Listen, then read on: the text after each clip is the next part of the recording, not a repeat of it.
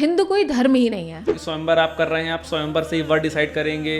एक हिंदू आस्तिक भी हो सकता है, एक हिंदू नास्तिक भी हो सकता है। तो जो एक्चुअली रामायण है और जो टीवी सीरियल की रामायण है, जो रामानंद सागर जी वाली दूरदर्शन पे आती थी, कुछ उसमें डिफरेंस है कि एग्जैक्टली उन्होंने वही चित्रण किया है। हिंदू धर्म जो सनातन संस्कृति है वो सबको समेट के चलती है। मुसलमान हैं, सिख हैं, ईसाई, वो सब हिंदू धर्म से ही निकले हैं। सनातनी सभ्यता है क्योंकि हम जीने का तरीका सिखाते हैं कि सुबह उठ के क्या करना चाहिए, सोने से पहले क्या करना चाहिए। ये पिनाक धनुष जब आया था तो 5000 लोग उसको खींच के लाए थे। राम जी ने सबरी के जूठे बेर नहीं खाए थे। लक्ष्मण रेखा का भी कोई उल्लेख सच नहीं मिलता है रामायण में। अब चूंकि राम जी अयोध्या से चल के लंका तक गए थे, तो उन्होंने पूरा बहुत लंबा रास्ता तय करा था। सत्य की बात होती है तो कुछ एक शाश्वत सत्य होते हैं जो हमेशा सत्य बने रहेंगे। जब हम लोग बात करते हैं धर्म की, तो एक सवाल मेरे मन में बहुत समय से था। मतलब हिंदू धर्म को जैसे माना जाता है कि विश्व का सबसे बड़ा धर्म है, सबसे पुराना धर्म है, तो इसकी शुरुआत कैसे हुई हिंदू धर्म की? हिंदू कोई धर्म ही नहीं है। अच्छा, सबसे पहली बात तो हिंदू शब्द जो आया है वो सिंधु से आया है। सिंधु तो सिंधु घाटी थी, सिंधु रिवर थी, तो जितने भी फारसी लोग थे वो बोलते थे कि सिंधु से इस तरफ जो लोग रहते हैं वो सब हिंदू हैं। अच्छा। इसलिए क्योंकि वो सा को फारसी में हा बोला जाता है। हमारे यहाँ सप्ताह होता है, वहाँ हफ्ता होता है। यहाँ पर असुर होते हैं, वहाँ पे अहुर होते हैं। ऐसे यहाँ पे सिंधु है, वहाँ पे हिंदू है।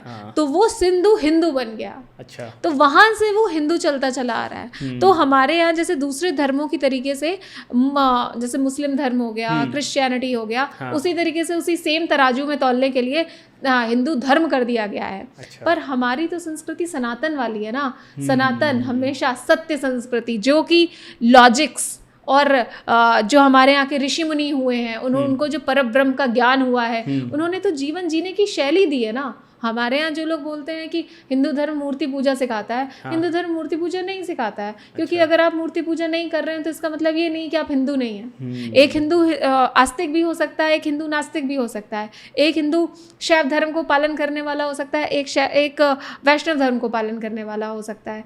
तो वो कितनी सारी टर्शरी, वो सारी सब्सिडरीज वो हैं, मान्यताएं कितनी हैं, कितने सारे डायरेक्शंस हैं। हिंदू धर्म जो सनातन संस्कृति है वो सबको समेट के चलती है। अच्छा। कि सब एक है, किसी को भी मानो, कुछ भी मानो, सब हिंदू हैं। दुनिया में सब हिंदू हैं, सबकी सोच अलग अलग है। अच्छा। सबके हो सकता है। हमारे यहाँ कोई एक पुस्तक फॉलो नहीं होती। इसीलिए बहुत सारी पुस्तक है, बहुत सारी पुस्तक हैं। जैसे उनके यहाँ कुरान है, बाइबल है, हमारे यहाँ एक नहीं है। क्योंकि हमारे यहाँ जीवन जीने के तरीके ही इतने सारे अलग हैं। क्योंकि जैसे सत्य की बात होती है तो कुछ एक शाश्वत सत्य होते हैं जो हमेशा सत्य बने रहेंगे। कुछ एक होते हैं जो समय के साथ चेंज होते हैं, और कुछ स्थानीय जगह जगह के हिसाब से चेंज होते हैं। तो सभी चीज़ें सत्य हैं और इंक्लूसिविटी सिखाता है हिंदू धर्म। तो जब जैसे आपने ये समझिए कि मल्टीपल नदियां होती हैं, सब जाके समुद्र में मिलती हैं। इसी तरीके से हिंदू धर्म में आप कुछ भी मानो, कुछ भी सोचो, कुछ भी समझो, अंत में जाके आपको परब्रह्म परमेश्वर में मिलना ही है, आप किसी भी मान्यता से हो। मतलब जैसे जो भी हिंदू धर्म, तो मतलब मुसलमान हैं, सिख हैं, ईसाई, वो सब हिंदू धर्म से ही निकले हैं। सब एक साथ जाकर वहीं मिलेंगे। अच्छा, परब्रह्म परमेश्वर में ही मिलेंगे। आप कुछ भी मानते हो, सब कहीं ना कहीं सब में हिंदुत्व ही है। अगर आप उसको हिंदू वर्ड बोल रहे हैं, मैं बोलती हूँ कि सनातन धर्म है, सनातनी सभ्यता है। क्योंकि हम जीने का तरीका सिखाते हैं कि सुबह उठ के क्या करना चाहिए, सोने से पहले क्या करना चाहिए, धरती माता के पैर छूने चाहिए, कराग्रे वस्ते लक्ष्मी करना चाहिए, और खाना किस तरीके से खाना चाहिए, किस समय खाना चाहिए, क्या कौन सी 2 चीज़ें साथ में नहीं खानी चाहिए। तो ये सिखाता है हमारा धर्म। ये है सनातन धर्म। मुझे भी मतलब ऐसा याद है, मतलब जैसे मैं जैन हूँ तो मेरे यहाँ घर पे शाम के बाद खाना नहीं खाते हैं। खाना मतलब अगर सूरज डूब गया है तो फिर हम खाना नहीं खाते हैं। बिल्कुल। तो पहले जब मैं छोटा था तो मेरी मम्मी मुझसे बोलती, तो मैं मानता नहीं था कि नहीं, मुझे तो भूख लगाती रात में। अब मैं देखता हूँ कि अगर मैं शाम को खाना खा लेता हूँ तो जो पेट का डाइजेशन सिस्टम है बहुत अच्छा रहता है। बिल्कुल। तो वो अब इस चीज़ को साइंटिस्ट भी मानने लगे हैं। क्योंकि लास्ट मील आप देखते हैं, आप वेस्टर्न कल्चर में देखिए लास्ट मील वो डिनर 5-5:30 करते हैं, तो हमारे यहाँ ये ऑलरेडी है, क्योंकि जब हम सूर्य के साथ उठते हैं और सूर्यास्त के साथ अपना दिन खत्म कर देते हैं, कि आखिरी मील तभी होना चाहिए, तभी आपका जो आपने बोला ना डाइजेस्टिव सिस्टम कम उम्र तक ठीक रहेगा। जैसे ही आपने 30 क्रॉस करा वैसे ही आपका डाइजेस्टिव सिस्टम बोल जाएगा, इसलिए आपको वो ट्रेडिशनल मेथड्स फॉलो करने ही पड़ते हैं, आप चाहो या नहीं चाहो, नहीं तो आप हिंगवाष्टक खाओ। सही है, सही है। वो तो फिर लास्ट ऑप्शन है, लास्ट ऑप्शन है सबके पास है। जब हिंदू धर्म की बात आती है जी, तो भगवान श्री राम की बात जरूर आती है जी। तो लेकिन मतलब जितने भी हिंदू भाई हैं मेरे या जो भी हैं, लोग रामायण की बातें करते हैं, भगवान श्री राम की बात करते हैं, लेकिन मुझे लगता है कि जो मेरी नॉलेज भी है और जो लोगों की नॉलेज है वो सिर्फ जो उन्होंने टीवी सीरियल में देखा वो नॉलेज है। तो जो एक्चुअली रामायण है और जो टीवी सीरियल की रामायण है जो रामानंद सागर जी वाली दूरदर्शन पे आती थी, तो वो क्या कुछ उसमें डिफरेंस है कि एग्जैक्टली उन्होंने वही उसका चित्रण किया है? एग्जैक्टली चित्रण तो नहीं किया है, इसलिए क्योंकि कहीं ना कहीं जब आप भी वीडियोस बनाते हैं, मैं भी कंटेंट क्रिएट करती हूँ, तो जब आप अपनी एक नॉर्मल सी बात को भी अगर दर्शकों के सामने रखेंगे तो उसको थोड़ा सा पॉलिश करके, स्क्रिप्टिंग करके, थोड़ा सा उसको क्रिएटिव फ्रीडम लेके आप करते हो, हाँ। ताकि लोग सुने तो सही। अगर आपने ऐसे पत्थर मार दिया सीधे अपने कंटेंट का तो कोई नहीं सुनेगा, और ना ही उसे समझ आएगा, ना ही वो इंटरेस्टिंग होगा। हाँ। रामानंद सागर की जो रामायण थी वो जन जन तक पहुंची, इतना कि कोविड में भी री रिलीज हुआ और सबने देखा, रीरन हुआ, सबने देखा, और उसी इंटेंसिटी उसी भाव के साथ देखा।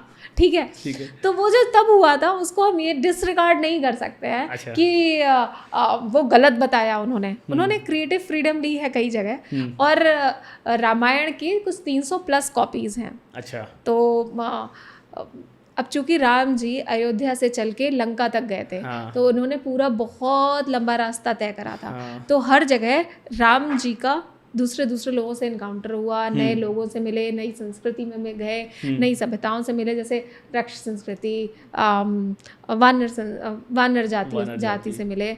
तो सबका अपना अपना डिपिक्शन है। मैं आपसे मिल रही हूँ, मैं आपसे किसी और तरह से मिलूंगी, आपकी इमेज में, आपके मन में मेरी इमेज दूसरी होगी, उन भैया से मिलूंगी, उनके मन में दूसरी इमेज होगी। तो आप अगर लिखना चाहें तो दोनों लोग सेम चीज़ नहीं लिखेंगे, कुछ पार्ट कॉमन होगा, वो जो कि फैक्चुअल होगा, जो इमोशंस होंगे वो अलग अलग हो सकते हैं। इसी तरीके से 300+ वर्जन्स हैं रामायण के, उसमें से अलग अलग जगहों से उन्होंने चीज़ें ली हैं। टीवी में जैसे कि अब मैं कुछ चीज़ें बता देती हूँ, जैसे टीवी की रामायण में शबरी के जूठे बेर बहुत ज़्यादा वाइड स्प्रेड और लोक कहानी है, लोक कथा है, पर ये लोक कथा है। अच्छा। ये वाल्मीकि रामायण में नहीं है। अच्छा, ये नहीं है, मतलब ये नहीं है। राम जी ने सबरी के जूठे बेर नहीं खाए थे। वो मिले थे, लेकिन वो जूठे बेर की कोई कथा नहीं, कोई उल्लेख नहीं है। अच्छा, ठीक है। और जो स्वयंवर हुआ था, जिसमें सब राजा आए थे, दरबार सजा था, सब बैठे थे, सबका इंसल्ट हो रहा था, मुंह नीचे कर रहे थे, वो क्रिएटिविटी थी। ऐसा कुछ नहीं हुआ था। ये एक ओपन चैलेंज था कि जो भी आए और करके अगर ये कर देगा, अगर तो प्रत्यंचा चढ़ा देगा तो विवाह हो जाएगा सीता जी से। तो लोग आते थे, राजा आते थे, और ये चैलेंज लेते थे और हार जाते थे। ऐसा मतलब एक साथ नहीं बुलाया, मतलब एक इवेंट नहीं हुआ था। It was a ongoing event. Everyone was called for it कि आप जब भी आओ, और this is an open challenge, जिसमें श्री राम गए थे जस्ट देखने के लिए कि ऐसा शिव जी का कौन सा धनुष है जिसके बारे में ऐसी बात हो रही है, उत्सुकतावश गए थे। तब उन्होंने बोला क्या मैं ट्राई करूं, तो विश्वामित्र से आज्ञा लेके जब उन्होंने उठाया, और उन्होंने प्रत्यंचा चढ़ाई जिसमें वो टूट गया।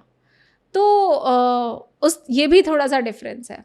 पुष्प वाटिका जो सीता जी का दिखाते हैं कि जब ये धनुष टूट रहे थे तब वो लोग पुष्प वाटिका में घूम रहे थे, उसका भी कोई उल्लेख नहीं है। अच्छा, उसका भी कोई उल्लेख नहीं। लक्ष्मण रेखा का भी कोई उल्लेख एज सच नहीं मिलता है रामायण में। अच्छा, वाल्मीकि वाली रामायण में वाल्मीकि रामायण में लक्ष्मण रेखा को लक्ष्मण रेखा मतलब उन्होंने जो लक्ष्मण रेखा खींची थी, जो तीर से खींच दी थी, वो नहीं मिलता है कि आप इससे बाहर जाइए और उसमें नहीं घुस पाएगा, ऐसा उल्लेख वाल्मीकि रामायण में नहीं। जब भी स्वयंवर की बात हुई, मैं इसके बारे में बात में आऊँगा लक्ष्मण रेखा में, लेकिन अच्छा पुराने समय में जैसे हम जितने भी हम लोग टीवी सीरियल में देखते हैं या जो मूवीज़ में हम लोग देखते हैं कि स्वयंवर का एक प्रचलन था कि स्वयंवर होते थे, तो क्या ये मतलब ऐसा क्यों होता था कि स्वयंवर आप कर रहे हैं, आप स्वयंवर से ही वर डिसाइड करेंगे कि कौन ज़्यादा ताकतवर है? इसलिए क्योंकि सीता जी जब ये पिनाक धनुष जब आया था तो 5,000 लोग उसको खींच के लाए थे। 5,000 लोग? 5,000 लोग उस धनुष को खींच के लाए थे, उस एक वाहन पे रखा हुआ था, उसको लेकर आए थे। वो सीता जी जब छोटी थी तो उन्होंने एक हाथ से उठा के खेलते खेलते, ये भी लोक कथा है कि एक हाथ से उठा के इधर उधर उधर रख दिया अच्छा, था। सीता जी ने उठा ली, उसको एक हाथ से उठा लिया था। हाँ जी। तो जब उनकी पुत्री इतनी बलशाली और इतनी तेजस्वी है तो टक्कर का पुरुष होना चाहिए ना। आप कैसे जस्टिफाई करोगे? हाँ, आप कैसे जस्टिफाई करोगे और कैसे चेक करोगे? तो मिनिमम क्राइटेरिया कि भाई ये तो कर ही ले एटलीस्ट। हाँ, कोई एग्जाम पास करने के लिए इतने परसेंट तो आपके होने चाहिए। बिल्कुल। और आप भी अगर कोई भी व्यक्ति विवाह के लिए जाता है तो कुछ ना कुछ चीजें तो देखता ही है ना। बिल्कुल देखता है, बिल्कुल देखता और है। अगर परिवार कर रहा होता है, अगर आप मान लीजिए आप खुद से कर रहे हैं तो आप कुछ ना भी देखें, परिवार कर रहा होता है तो चीजें कुछ देखता है। और जब सीता माता इतनी तेजस्वी, इतनी क्या मैं बोलूँ, इतनी बलशाली और इतना तेज है उनमें, वो चाहती तो रावण को खत्म कर सकती थी ना अपने प्रताप से, क्योंकि कहीं ना कहीं वो भी लक्ष्मी जी का इनकारनेशन थी। और उनकी ही वजह से सारा जो रावण वध हुआ, उनके पिछले जन्म में उन्होंने वो लिया, सौगंध ली थी कि अगली बार मैं बनूंगी तुम्हारे वध का कारण। अगले जन्म में। अच्छा। वेदवती जन्म ली थी एज अ सीता माता। तो उसको मैच करने के लिए ये स्वयंवर करे जाते थे। अच्छा। कि मेरी जो पुत्री है वो सही जगह पे पहुंचे।